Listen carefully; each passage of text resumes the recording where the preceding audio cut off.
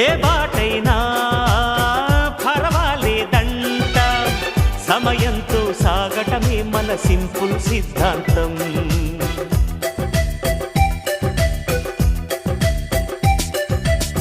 చిరుగాలికి పరిమళమిచ్చే సిరిమల్లెల వనమై ఉందాం, గగనాన్ని నేలను కలిపే హరివిల్లుల బంతెన అవుదాం.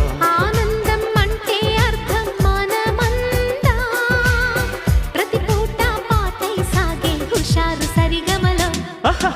ఎన్నో ఎన్నో రాగాలుండే సంగీతం కాదా చల్లగా